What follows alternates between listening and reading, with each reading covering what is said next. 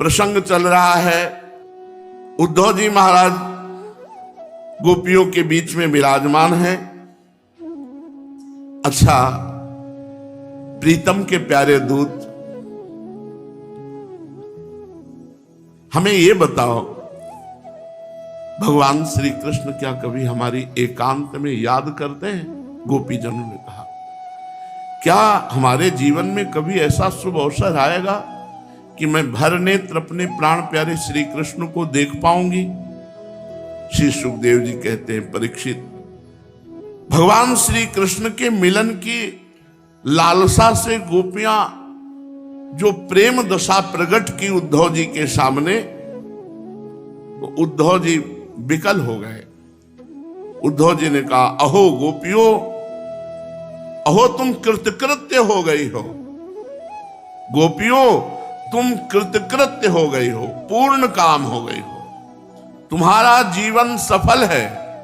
हे देवियों, तुम सारे संसार के लिए परम पूजनीय हो गई हो, क्योंकि तुम लोगों ने इस प्रकार भगवान श्री कृष्ण को अपना हृदय, अपना सर्वस्व समर्पित कर दिया है। दान, व्रत, तपस्या, होम, जप, वेदाध्ययन, ध्यान, धारणा, समाधि और कल्याण के अन्य विविध साधनों के द्वारा भगवान की भक्ति प्राप्त हो, यही प्रयत्न किया जाना चाहिए। हमारा दान, हमारा धर्म, व्रत, तपस्या, होम, जप, वेदाध्ययन, ध्यान, धारणा, समाधि तभी सार्थक है जब भगवान के चरणों में प्रेम हो जाए। ये बड़े सौभाग्य की बात है। हे गोपीजनों, तुम्हें पवित्र कीर्ति भगवान श्री कृष्ण के प्रति वह सर्वोत्तम प्रेम लक्षणा भक्ति प्राप्त हो गई है जो बड़े बड़े ऋषि मुनियों के लिए अत्यंत दुर्लभ है। तुम पूरे जगत की आदर्श हो। उद्धव जी क्या कह रहे? पूरे जगत की आदर्श हो। तुम्हें वो स्थिति प्राप्त है जो बड़े बड़े ऋषि मुनियों के लिए भी अत्यंत दुर्लभ है। सचमुच सचमुच ये कितने सौभाग्य की बात है कि तुमने अपने पुत्र, पति, देह, स्वजन और घरों को छोड़कर भगवान श्री कृष्ण से प्रेम किया, जो सबके परम पति हैं, पति के रूप में वर्ण किया। जो सबके परम पति हैं, उनको पति के रूप में वर्ण किया। धन्य है तुम्हारा जीवन। हे गोपीजनों, अभी अभी तुम लोगों का वो भाव मेरे सामने प्रकट हुआ। ये मेरे ऊपर तुम्हारी बड़ी कृपा है देवियों, बड़ी दया की जो मैं तुम्हारी स्थिति को देख पाया। मैं अपने स्वामी श्री कृष्ण का गुप्त काम करने वाला दूत हूं। तुम्हारे प्रीतम भगवान श्री कृष्ण ने तुम लोगों के परम सुख देने के लिए ये प्रिय संदेश भेजा है। वो संदेश मैं तुम्हें सुना रहा हूं। अभी तक तो आप उपदेश कर रहे थे, अब भगवान ने जो उपदेश किया वो बता रहे। भगवान श्री कृष्ण ने कहा, भवती नाम वियोगो में न ही सर्वात्मना क्वचित यथा भूतानि भूतेषु खम वायग्निर्जलम मही तथा हम च मनः प्राण भूतेन्द्रिय गुणाश्रयः। देखो गोपियों, मैं सबका उपादान कारण होने से सबका आत्मा हूं और सब में विराजमान हूं। ये बात सब भक्तों को ज्ञान होता है। जब प्रेम प्राप्ति के पहले सबको ज्ञान हो जाता है। चाहे जिस संप्रदाय का हो, यह ज्ञान सबको होता है कि चराचर जगत में मेरे भगवान विराजमान है, इसलिए मुझसे कभी भी तुम्हारा वियोग नहीं हो सकता। भवती नाम वियोगों में न ही सर्वात्मना क्वचित, हमारा तुम्हारा कभी वियोग हो ही नहीं सकता। संसार के सभी भौतिक पदार्थों में आकाश, वायु, अग्नि, जल और पृथ्वी, ये पांचों भूत व्याप्त हैं, क्योंकि इन पंचभूतों से ही सब कुछ बना है। ये पंचभूत ही वस्तुओं के रूप में है। वैसे ही मैं, ध्यान दो, भगवान श्री कृष्ण कहते हैं जैसे जितने पदार्थ, व्यक्ति, जड़, चैतन्य, जो भी ये शरीर, ये सब पंचभूतों से बने हैं। पंचभूत उनमें व्याप्त हैं, अर्थात पंचभूतों से ही बने। ऐसे ही मैं, मन, ये मन श्री कृष्ण है, प्राण श्री कृष्ण है, पंचभूत श्री कृष्ण है, इंद्रियां श्री कृष्ण है, और इंद्रियों के विषयों का आश्रय वो भी श्री कृष्ण है। वे मुझ में है, मैं उनमें हूं, और सच पूछो तो केवल मैं ही मैं हूं। ये शुद्ध ज्ञान। मैं अपनी माया के द्वारा भूत, इंद्री और उनके विषयों के रूप में होकर प्रकट होता हूं। माया से मैं ही पंचभूत बनता हूं, मैं ही इंद्रिया बनता हूं, मैं ही मन बनता हूं। शुरुआत यहीं से की थी। आप ही मन हो, आप ही इंद्रिया हो, आप ही पंचभूत हो, आप ही प्राण हो, आप ही विषयों के आश्रय भी हो। भगवान कह रहे बिल्कुल बहुत सुंदर बात समझने की है। मैं ही अपने आप से अपने आप को रचता हूं, अपने आप का पालन करता हूं, अपने आप का विनाश कर लेता हूं। बोले भगवान को दया नहीं आई तो भगवान ही तो थे जो विनाश लीला कर रहे थे अपने आप से अपने आप की। मैं अपने आप को समेट लेता हूं, मैं अपने आप को प्रकाशित करता हूं, और मैं अपने आप का पालन करता हूं। आनंद ही आनंद अगर ये बात समझ में आ जाए। मैं माया और माया के कार्यों से पृथक गुप्त रहता हूं, विशुद्ध ज्ञान स्वरूप हूं। माया जड़ प्रकृति है, जीव तथा अपने ही अवांतर भेदों से रहित सर्वथा शुद्ध हूं। कोई भी गुण आत्मा का स्पर्श नहीं कर सकते। माया 3 वृत्तियां प्रकट करती है, जागृत, स्वप्न और सुषुप्ति। तीनों वृत्तियों में जो अखंड मैं जगा, मैं सोया, मैं स्वप्न देखा, वो अविनाशी मैं हूं। ये जो मैं वो श्री कृष्ण ही है। अखंड तेजस स्वरूप आत्मा, न कभी जागृत, न कभी स्वप्न, न कभी सुषुप्ति, वो एक रस है। मनुष्य को चाहिए कि वह समझे कि स्वप्न में दिखने वाले पदार्थों के समान जागृत अवस्था में जितना विश्व देख रहे वे सब मिथ्या, स्वप्नमय है। ब्रह्म सत्यम जगन मिथ्या। इसलिए उन विषयों का चिंतन करने वाले मन और इंद्रियों को रोक ले और मानो सोकर उठा हो। इस प्रकार जगत के स्वाप्निक विषयों का त्याग करके मेरा भजन करते हुए मेरा साक्षात्कार करे। जिस प्रकार सभी नदियां घूम फिर कर समुद्र में पहुंचती हैं, उसी प्रकार मनुष्य पुरुषों के वेदाभ्यास, योग साधना, आत्मा अनात्मा का ज्ञान, त्याग, तपस्या, इंद्रिय संयम, सत्य, भजन, धर्म सब मेरे पास ही पहुंचते हैं। इसलिए मेरी ही उपासना करो। सबका सच्चा फल मैं हूं, मेरा साक्षात्कार है। क्योंकि सब मन को निरुद्ध करके मेरे में ही लगाते, चाहे देवी बोलो, चाहे देवता बोलो, चाहे जो नाम बोलो, सब रूपों में मेरे भगवान ही विराजमान। वासुदेवा सर्वम। गोपियों, इसमें संदेह नहीं कि मैं तुम्हारे नयनों का ध्रुव तारा हूं, तुम्हारा जीवन सर्वस्व हूं, किंतु मैं जो तुमसे इतना दूर रह रहा हूं उसका कारण यही है कि तुम निरंतर मेरा स्मरण कर सको। शरीर से दूर रहने पर भी मन से तुम मेरी सन्निधि का अनुभव करो। तुम्हारा मन मेरे पास है। देखो, जैसे स्त्री का परदेश गए हुए पति के प्रति बराबर चित्त जैसा लगा रहता है, उतना आंखों के सामने पास रहने वाले पति में नहीं लगता। मान लो पास पति है तो उतना मन नहीं लगेगा, लेकिन वो पति परदेश है तो रात दिन उसी में मन लगा रहेगा। इसलिए संपूर्ण वृत्तियों से रहित संपूर्णता तुम मन मुझ में लगाकर मेरा स्मरण करोगी तो मेरे में ही सदा विराजमान रहोगी। हे कल्याणियों, जिस समय मैंने वृंदावन में शारदी पूर्णिमा की रात्रि में रास क्रीड़ा की थी, उस समय जो गोपियां स्वजनों के रोक लेने से ब्रज में ही रह गई थी, घर में मेरे साथ रास विहार में सम्मिलित नहीं हो सकी थी, वे मेरी लीलाओं का स्मरण करके ही मुझको प्राप्त हो गई। इसलिए तुम मेरी लीलाओं का चिंतन करो, मैं तुमसे मिलूंगा अवश्य, निराश होने की कोई बात नहीं। परीक्षित, अपने प्रीतम श्री कृष्ण का यह संदेशा सुनकर गोपियों को बड़ा आनंद हुआ। उनके संदेश से उन्हें श्री कृष्ण के स्वरूप और एक एक लीला की याद आने लगी। प्रेम से भर करके उन्होंने उद्धव जी से कहा, गोपियों ने कहा, उद्धव जी,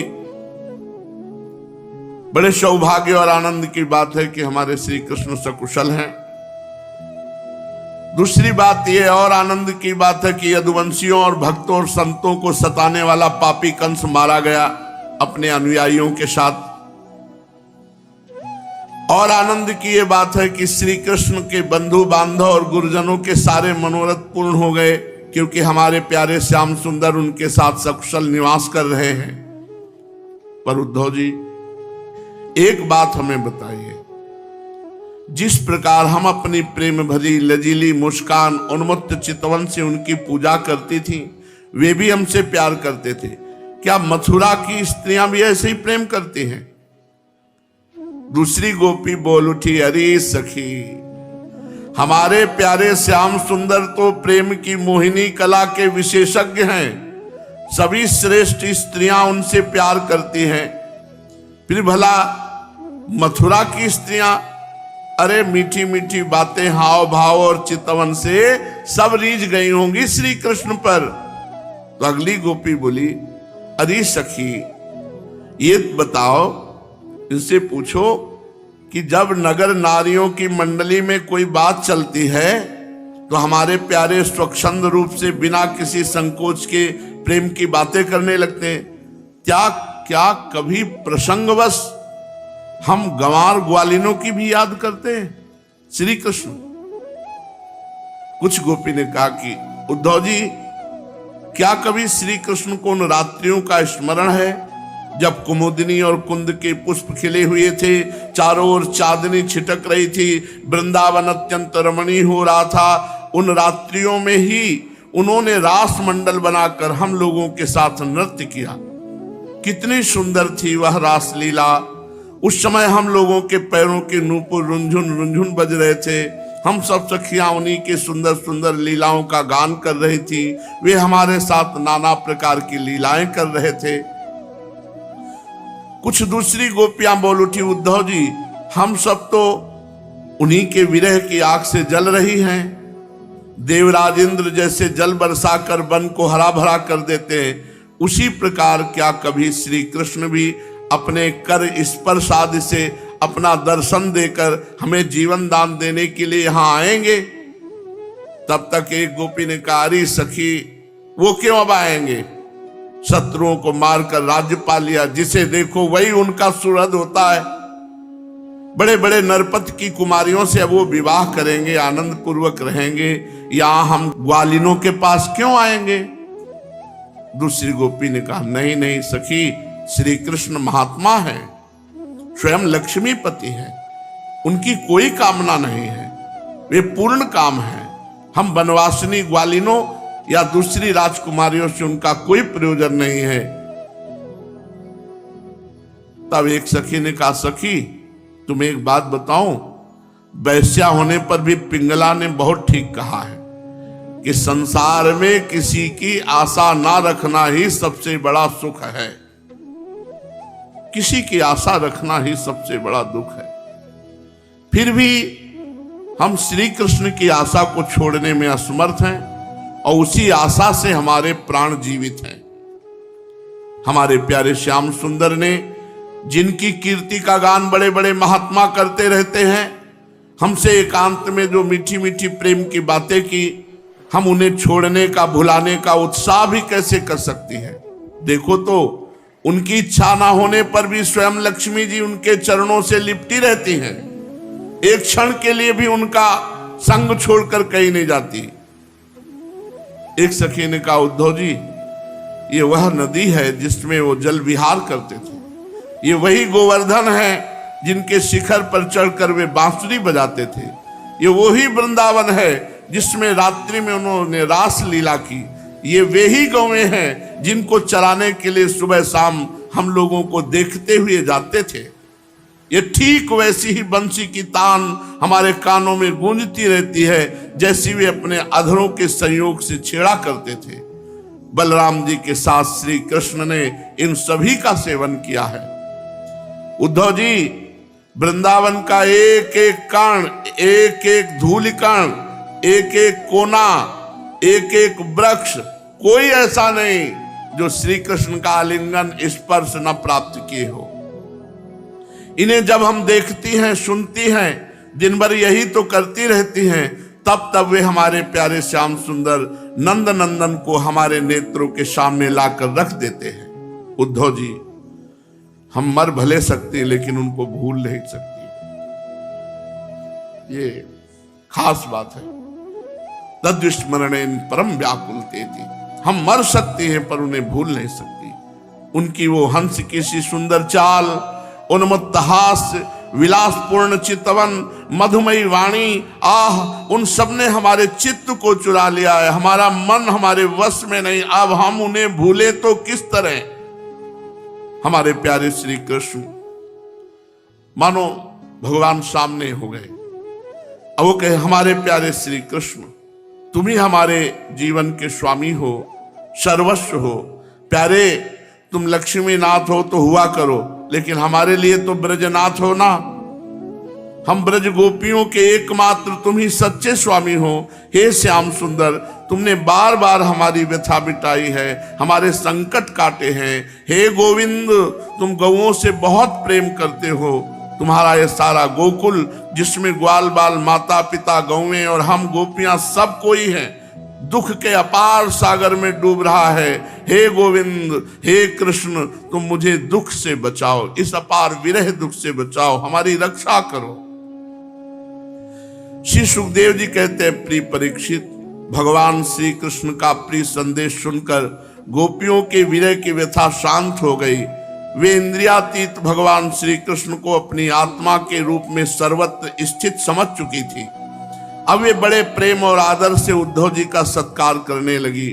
उद्धव जी गोपियों की विरह व्यथा मिटाने के लिए कई महीने तक ब्रज में रहे और भगवान श्री कृष्ण की अनेक लीलाएं पूछ पूछ कर, यहाँ भगवान ने क्या किया, यहाँ भगवान ने क्या किया, ऐसे लीलाएं सुन सुन करके गोपियों को भी आनंद मगन करते। और उद्धव जी नंद बाबा के ब्रज में जितने दिनों तक उद्धव रहे, उतने दिनों तक भगवान श्री कृष्ण की लीला की चर्चा होते रहने के कारण ब्रजवासियों को ऐसा जान पड़ा कि उद्धव जी को आए तो अभी एक ही क्षण हुआ है। भगवान के परम प्रेमी भक्त उद्धव जी यमुना के तट पर, वृंदावन, गिरिराज की घाटी और कुंज निकुंजों में गोपियों के साथ बैठकर खूब भगवत चर्चा करते, भगवान श्री कृष्ण की लीला के स्मरण में तन्मय रहते।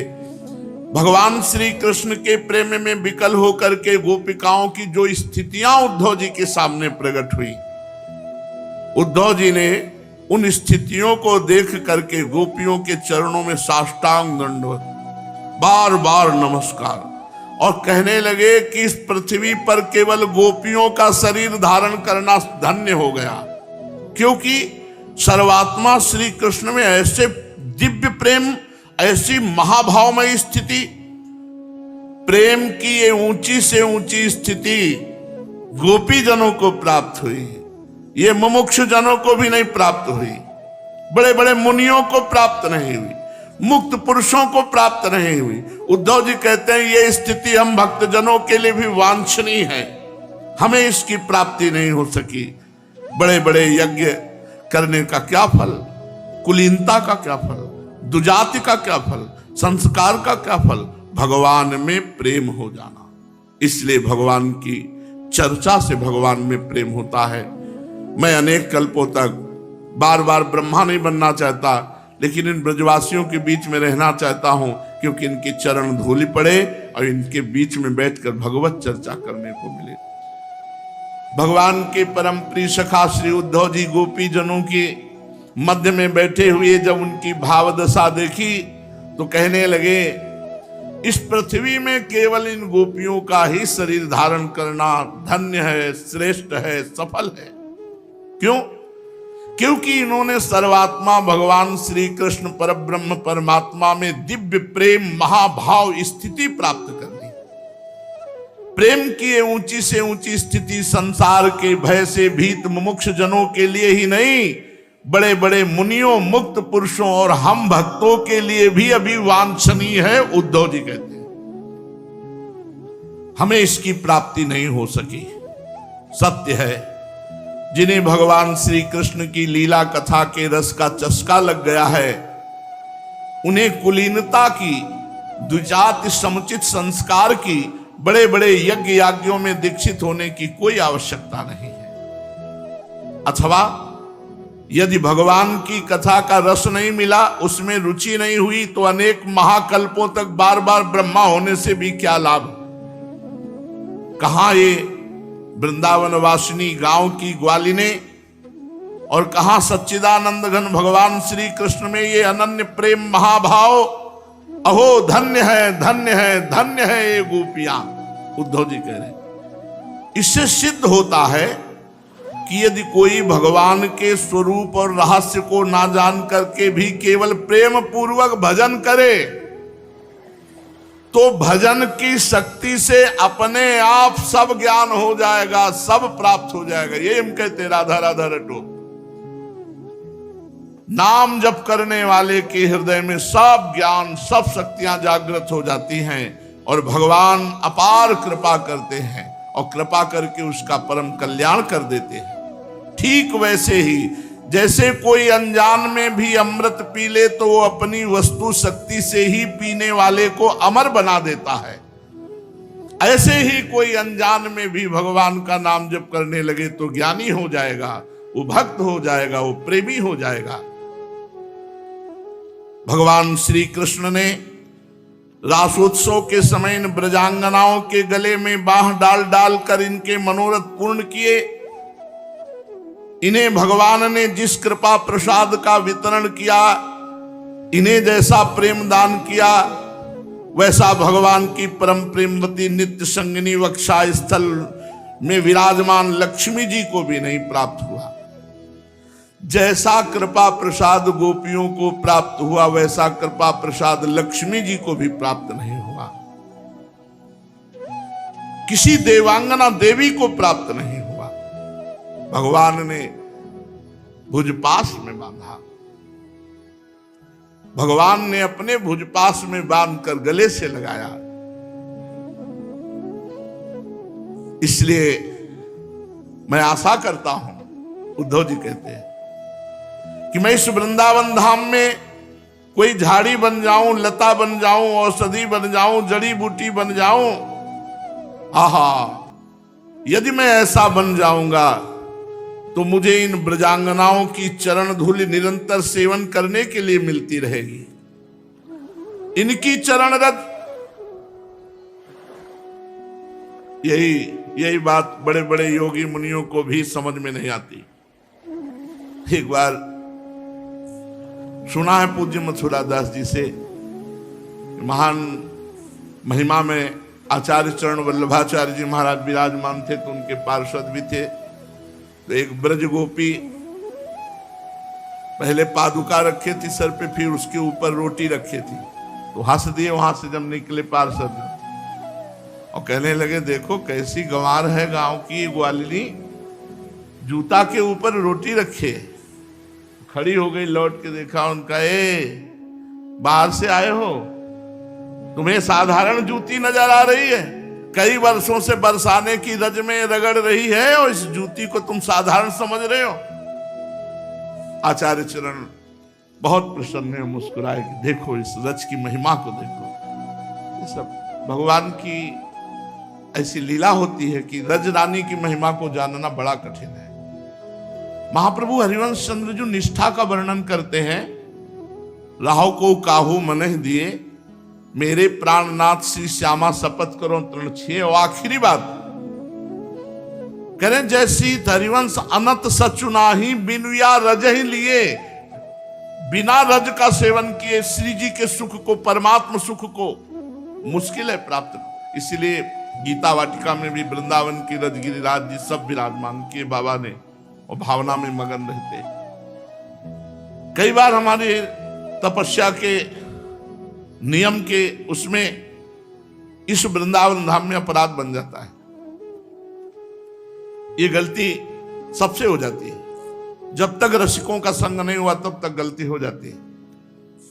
यहाँ की रजरानी, यहाँ के ब्रजवासी जन, यहाँ ये सब मत देखो किस जाति के हैं, कौन है क्या नहीं, ये अपार दिव्य महिमा में धाम है।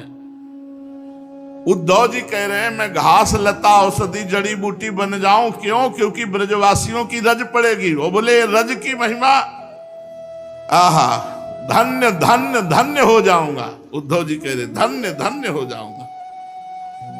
धन्य है ये गोपियां, देखो तो सही, जिनको छोड़ना अत्यंत कठिन है।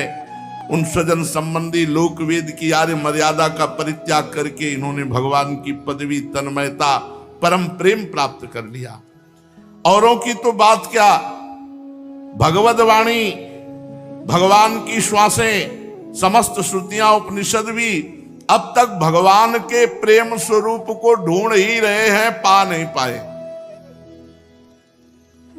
स्वयं भगवती लक्ष्मी जी जिनकी पूजा करती हैं, ब्रह्मा शंकर आदि परम समर्थ देवता, पूर्ण काम आत्माराम, बड़े बड़े योगेश्वर अपने हृदय में जिनका चिंतन करते हैं, उन भगवान श्री कृष्ण ने अपने चरणारविंद में अत्यंत समर्पण देखकर इन गोपियों के साथ रास किया, इनका आलिंगन किया, इनकी हृदय जलन विरह व्यथा शांत की। नंद बाबा के ब्रज में रहने वाली गोपांगनाओं की चरण धूलि को मैं बार बार प्रणाम करता हूं। उद्धव जी, वंदे नंद ब्रज स्त्रीणाम पादरेणुम भीक्षण सहा। ये महिमा नहीं जानी जा सकती, ये नहीं जानी जा सकती। यासाम हरि कथोद्गीतम पुनाति भुवनत्रयम। पूरे त्रिभुवन को पावन करने की सामर्थ्य वृंदावन रजरानी में है। उद्धव जी कह रहे बार बार ब्रजवासियों की चरण धूलि को, गोपियों की चरण धूलि को प्रणाम करता हूं, सिर पर चढ़ाता हूं। आहा, इन गोपियों ने भगवान श्री कृष्ण की लीला कथा के संबंध में जो कुछ गान किया, तीनों लोकों को पावन कर रहा है और सदा सर्वदा पवित्र करता रहेगा। श्री सुखदेव जी कहते हैं, परीक्षित इस प्रकार कई महीनों तक ब्रज में रहकर उद्धव जी ने अब मथुरा जाने के लिए गोपियों से, नंद बाबा और यशोदा मैया से आज्ञा प्राप्त की। ग्वाल बालों से विदा लेकर वहां से प्रेम में डूबे हुए अशुभ प्रवाह करते हुए रथ पर सवार होकर चले। जब उनका रथ ब्रज से बाहर जाने के लिए तैयार हुआ तो नंद बाबा गोपगढ़ बहुत सी भेंट दे करके आंखों में आंसू भरकर उनको बड़े प्रेम से कहा, उद्धव जी अब हम यही चाहते हैं कि हमारे मन की एक एक वृत्ति, एक एक संकल्प श्री कृष्ण के चरण कमलों के ही आश्रित रहे, उन्हीं की सेवा के लिए उठे, उन्हीं में लगी रहे, हमारी वाणी नित्य निरंतर उनके नामों का उच्चारण करती रहे और शरीर उन्हीं को प्रणाम करता रहे, उन्हीं की आज्ञा पालन और सेवा में लगा रहे। उद्धव जी, हम सब यही चाहते हैं कि हमें मोक्ष बिल्कुल न मिले। देख लो, हम भगवान की इच्छा से अपने कर्म के अनुसार चाहे जिस योनि में जन्म लें, हम वहां शुभ आचरण करें, दान करें और उसका फल यही पावें कि हमारे अपने श्री कृष्ण, इनमें प्रीति बढ़ती रहे, श्री कृष्ण में उत्तरोत्तर प्रीति बढ़ती रहे। प्रिय परीक्षित, नंद बाबा आदि गोपों ने इस प्रकार श्री कृष्ण भक्ति के द्वारा उद्धव जी का सम्मान किया। उद्धव जी मथुरापुरी के लिए चल पड़े। उद्धव जी के आंसू चल रहे हैं।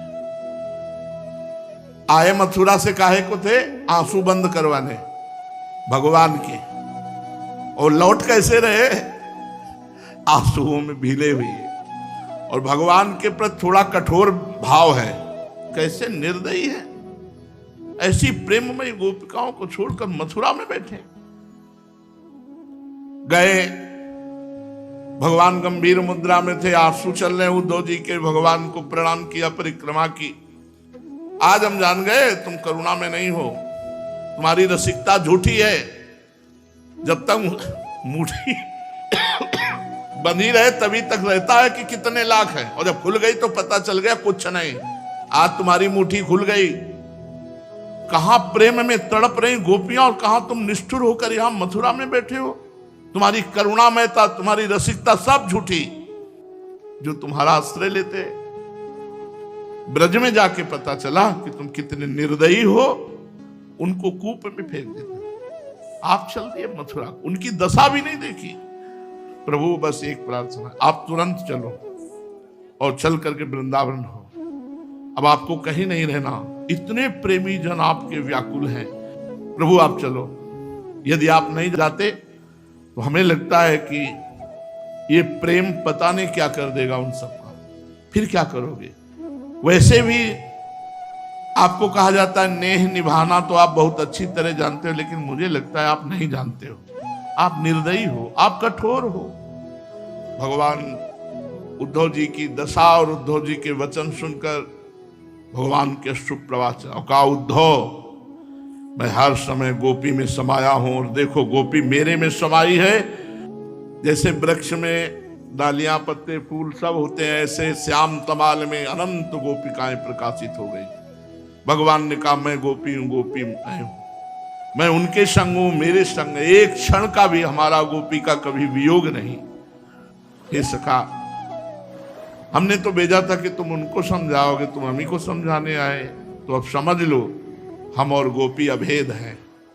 जैसे जल और तरंग, ऐसे हम और गोपी। गोपी हम में है, मैं गोपियों में हूं। नंददास पावन भयो, सो ये लीला गाय प्रेम रस पुंजनी। भगवान ने अभेद स्वरूप, नित्य विहार स्वरूप वृंदावन का उद्धव जी को अनुभव कराया। फिर अपने सहज रूप में आ गए। इसके बाद जो आगे की लीला है, भगवान को कुब्जा ने कहा था हमारे घर आना, तो भगवान कुब्जा के घर जाते हैं, फिर अक्रूर जी के घर जाते हैं, फिर आगे शेष आगे। श्री राधा वल्लभ लाल। विचार करो, प्रजापतियों के यज्ञ में मेरा क्या अपराध था? मेरे प्रति कटुवाक्य, तिरस्कार, अपमान, निंदा, शाप, ये सब क्या? दक्ष यद्यपि तुम्हारे शरीर को उत्पन्न करने वाला पिता है, तो भी मेरे से शत्रुता का भाव रखता है, इसलिए तुम्हें बिल्कुल नहीं जाना चाहिए। यदि ब्रजिष्यसि, यदि जाओगी तो मद्वचो भद्रम भवत्या न ततो भविष्यति संभावितस्य स्वजनात् पराभवो यदा सा सद्यो मरणाय कल्पते। यदि मेरी बात मान लो करके तुम नहीं जाती हो तो परा मंगल होगा, और अगर मेरी बात की अवहेलना कर दी और तुम चली जाती हो तो इतना ध्यान रखो, प्रतिष्ठित व्यक्ति का जब अपने प्रियजनों के द्वारा अपमान होता है तो उसका एक ही निर्णय निकलता है, मृत्यु। संभावितस्य स्वजनात् पराभवो यदा सा सद्यो मरणाय कल्पते। स्पष्ट भगवान शिव ने कह दिया, इसका परिणाम मृत्यु ही होगा अगर मनमानी करोगी तो। भगवान शंकर मौन हो गए। सती जी ने फिर दृष्टि से देखा, इस बार थोड़ा रुद्र दृष्टि थी, प्रश्नवाचक दृष्टि थी। इस बार मानो प्रश्न था कि हमने तो शास्त्रों में सुना है कि गुरु के यहां बिना बुलाए जाना चाहिए, पिता माता के यहां बिना बुलाए जाना चाहिए। तो यदि मैं बिना बुलाए जाती तो कोई दोष थोड़ी, शास्त्रीय दोष भी नहीं है, क्योंकि भगवान शंकर ने कहा जो बिन बोले जाओ भवानी, राहे न सील स्नेह न कानी। तो सती जी ने मानो प्रश्न किया कि क्या अपने पिता माता के पास बिना बुलाए जाना कोई दोष है? गुरु जी के यहां निमंत्रण न मिलने पर भी जाना चाहिए, यही मर्यादा है। ये नहीं कि तुम्हें बुलावें, प्रार्थना करें तो नहीं। जदपि मित्र प्रभु पितु गुरु गेहा, जाई बिनु बोलेहु न संदेहा। भगवान शिव ने कहा प्राण प्यारा मित्र बिना बुलाए जाना चाहिए, इष्ट देव के यहां, स्वामी के यहां बिना बुलाए जाना चाहिए, गुरुदेव के यहां बिना बुलाए, और माता पिता के यहां। ये 4 जगह है जहां निमंत्रण की परवाह नहीं की जाती। परम प्राण प्रिय मित्र, स्वामी का गृह और गुरुदेव और माता पिता। भगवान शंकर ने कहा ठीक सिद्धांत है ये, पर तदपि विरोध मान जहां कोई, तहां गए कल्याण न होई। यदि मित्र द्रोह रखता है तो नहीं जाना चाहिए, यदि माता पिता द्वेष रखते हैं तो नहीं जाना चाहिए, यदि गुरु की इच्छा है कि तुम ना हो तो फिर नहीं जाना चाहिए, यदि स्वामी की इच्छा है कि तुम हमारी दृष्टि में ना पड़ो तो नहीं जाना चाहिए। तदपि विरोध मान जहां को